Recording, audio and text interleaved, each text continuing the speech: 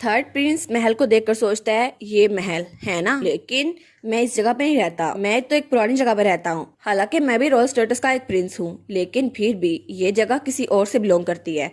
और अगर मैं ड्यूक की पावर को ले लूं तो क्या पता ये पैलेस मेरा हो सकता है। लेकिन तभी वो झुक जाता है। वो कहता है बिल्कुल नहीं, मेरा दिमाग तो खराब नहीं हो गया, आखिर मैं क्या सोच जा रहा हूँ, उससे पहले मेरे फादर मुझे जिंदा नहीं छोड़ेंगे। और तब उसे याद आता है जब उसकी मॉम बहुत ज्यादा बीमार थी, उन्होंने कहा था एल्विन मेरी बात गौर से सुनो, अगर तुम्हारे डैड को पता चल गया कि तुम जिंदा हो तो एम्पीरियल फैमिली तुम्हें जिंदा नहीं छोड़ेगी, इसलिए प्लीज तुम छुप के रहना और कुछ भी ऐसा ना करना जिसकी वजह से तुम लोग की नजरों में आओ। लेकिन जब तुम अडल्ट बन जाओ तो यहाँ से दूर भाग जाना, जितना हो सके उतना दूर, क्योंकि खुश रहने के लिए बस तुम्हारे पास यही रास्ता है।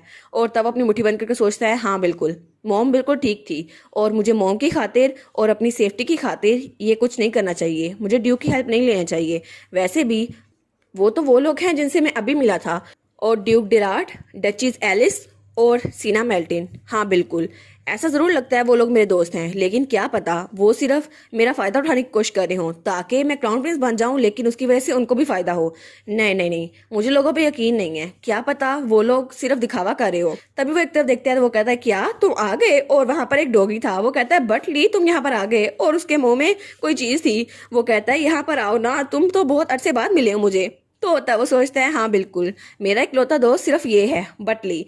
और तब वो बताता है 1 साल पहले मुझे बटली मिला सर्दी में, यहाँ पे बहुत ज्यादा ठंड थी और वहाँ बहुत ज्यादा बर्फबारी हो रही थी, लेकिन मुझे रॉकमैन स्ट्रीट से कुछ चीजें लानी थी इसलिए मुझे थोड़ी देर हो गई। लेकिन तभी उसे बर्फ में से कोई आवाज आती है। वो कहता है क्या ये आवाज किसकी थी, क्या यहाँ पे कोई चीज है। तो तभी उसे घुराने की आवाज आती है। वो कहता है क्या बर्फ के नीचे कोई जानवर है। तो तब बर्फ खोदने लगता है। वो कहता है क्या ये कोई इंसान हो सकता है।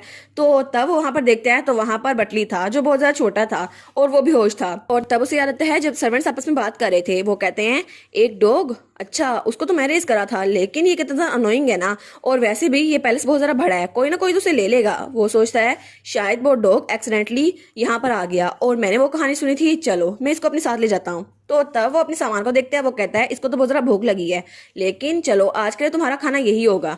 और तब वो सोचता है उस वक्त तो मुझे पता नहीं चला था कि मैंने उसकी हेल्प क्यों की, लेकिन शायद मैंने उसकी हेल्प इसलिए की थी क्योंकि उसकी हालत भी बिल्कुल मेरी तरह थी, उसको भी अबंडन कर दिया गया था और मैं उसको अपने घर ले आया और उसके बाद मैंने उसे खाना खिलाया और तब से वो मेरे साथ ही है।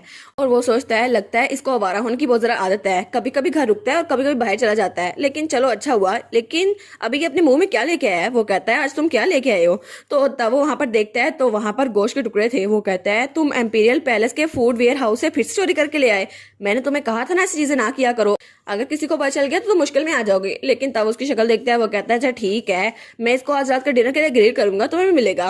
वो कहता है चलो हम लोग घर चलते हैं। और तब वो लोग अपने घर आ गए थे और तब वो गोश्त के टुकड़ों को लेता है और उनको ग्रिल करने लगता है।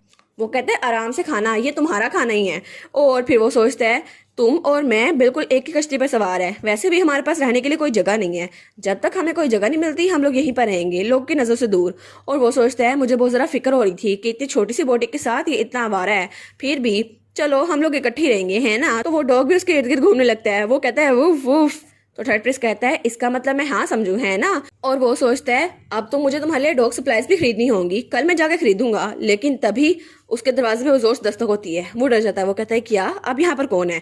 तो तब वहां पर कोई आता है। वो कहता है देखो सही, ऐसा लगता है ये अभी तक जिंदा है। और वो था सेकंड प्रिंस जो बहुत ज्यादा गुस्से में लग रहा था। वो कहता है क्या सेकंड प्रिंस ये यहाँ पर क्या कर रहा है। और सेकंड प्रिंस अपने दोस्त भाइयों के साथ वहां पर आया था।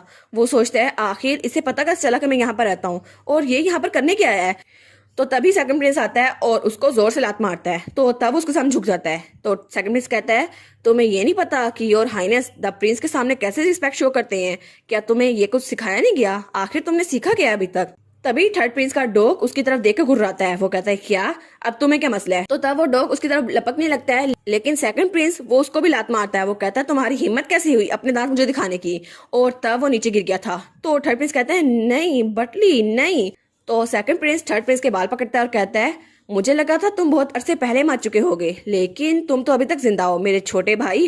तो थर्ड प्रिंस कहता है आप ये क्यों कर रहे हैं। वो कहता है अच्छा तुम्हें अब ये पूछना याद आ गया है। तो वो उसके बाल पकड़े हुए था। वो कहता है मैंने सुना कि तुम ड्यूक डेराट से मिले थे, लेकिन आखिर तुम उससे कैसे मिल सकते हो। तो वो थर्ड प्रिंस सोचता है क्या इसे पता चल गया तो वो कहता है तुम्हें पता भी है मुझे कितना ज़रा रिडिकुलस फील हुआ था जब मैंने इस बारे में सुना। उसने मेरी ऑफर को ठुकरा दिया, लेकिन वो तुम्हारे साथ काम करने के लिए राजी हो गया। तुम उससे क्या करने के लिए मिलने गए थे? और वो कहता है मुझे तो इतना ज़रा गुस्सा आया, जो सर्वेंट की न्यूज़ लेकर आया था मैंने तो उससे भी जान से मार डाला। और तुम्हें पता भी है कि तुम जैसा एक लोअर आदमी जो मिक्स ब्लड है, जो कि एक मेड का बेटा है, वो ड्यूक से कैसे मिल सकता है? तुम्हें क्या लगता है तुम कुछ भी कर सकते हो? अब ऐसा सोचना भी ना। अगर तुम्हें किसी से हेल्प चाहिए तो अपने लिए चाहिए होगी, ना कि किसी और चीज के लिए। वैसे भी तुम बहुत जरा पैथेटिक हो, जो कि एक सिंगल डॉग का भी ध्यान रख सकता। और वो उसका मजाक उड़ा रहा था और तभी वो उसे नीचे गिरा देता है। वो कहता है कभी भी मेरी नजरों के सामने दोबारा ना आना, वरना तुम्हारा निशान भी किसी को नहीं मिलेगा। और तब उस डॉग को देखते हैं तो वो थोड़ा सा हिलता है। वो कहता है क्या ये अभी तक जिंदा है? मुझे लगा नहीं था ये जिंदा बचेगा, लेकिन लगता है ये अपने मास्टर की तरह बहुत जरा ढीठ है। और तब वो अपनी तलवार निकालने लगता है और उस डॉग की तरफ हड़ा था। तो वो कहता है मैं तुम्हें जान से मार डालूंगा। तो थर्ड प्रिंस कहता है क्या? नहीं। तो तब सेकंड प्रिंस उस डॉग पर हमला करता है, लेकिन तभी वो कहता है ओहो, ये तलवार तो बहुत ज़रा गंदी हो गई है, अब तो मैं इसे दोबारा यूज़ भी नहीं करने वाला। क्योंकि वो तलवार लगी थी थर्ड प्रिंस के और उसकी पीठ पर खून ही खून था, लेकिन उसने अपने डॉग बटले की जान बचा ली थी और वो दोनों बहुत ज़रा बुरी हालत में थे। तो सेकंड प्रिंस वो कहता है तुम तो हमेशा मुझे चौंका देते हो मेरे प्यारे भाई, लेकिन मैंने तुम्हें पहले ही रोका था। और तभी पीछे सिपाही कहते हैं योर हाइनेस, एम्प्रस और एम्पर के साथ आपके डिनर का वक्त हो चला है, तो आपको यहाँ से जाना चाहिए। तो वो जाते हुए कहता है हाँ मैं जा ही रहा था, वैसे भी मैंने अपना कीमती वक्त तुम पे ज़ाया किया, और वैसे भी मैं तो सिर्फ तुम्हें पैगाम पहुंचाने आया था। और तब वो दरवाजे से भटते हुए कहता है मुझे उम्मीद होगी कि तुम मेरी बात को याद रखोगे मेरे प्यारे भाई। और उसके बाद वो वहां से चला गया था और थर्ड प्रिंस और उसका डॉग वहीं पर था। तो थर्ड प्रिंस अपनी स्पिरिट को बुलाता है, वो कहता है इग्निस। तो वहां पर वो स्पिरिट आ जाती है। तो थर्ड प्रिंस कहता है क्या इसको ठीक करने का कोई रास्ता नहीं है? इसकी सांस उखड़ रही है, ये मर रहा है, प्लीज इसको बचाओ। तो इग्निस उसकी स्पिरिट वो नाम में सर हिलाती है।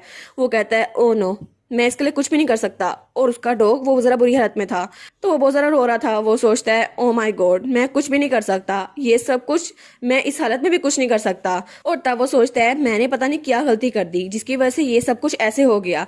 मैंने तो अपनी आइडेंटिटी को छुपाए रखा, हालांकि मैंने अपनी आंखों का भी कलर बदल लिया ताकि किसी को पता ना चले कि मैं थर्ड प्रिंस हूँ। लेकिन जब मेरी मॉम मरी तब भी मैं अकेले में रोता रहा, मैंने किसी को कुछ नहीं बताया, सिर्फ इसलिए ताकि इंपीरियल फैमिली से मेरा ताल्लुक ना जाहिर हो और कोई भी मुझे नुकसान ना पहुंचाए। शायद मुझे लगा था कि जिंदा रहने के लिए मेरे पास सिर्फ यही तरीका है और ये तरीका मुझे बचाए रखेगा, लेकिन कैसे, आखिर कैसे, ये सिचुएशन ऐसे कैसे हो गई? मैंने वो सब कुछ किया जो मुझे करना था, लेकिन वो यहाँ आया और उसने सब कुछ तबाह कर दिया। और उसे याद आता है जब सेकंड मिनिस्टर से कहता है तुम तो अपने एक डॉग को भी बचा नहीं सकते, तुम आखिर और क्या कर सकते हो?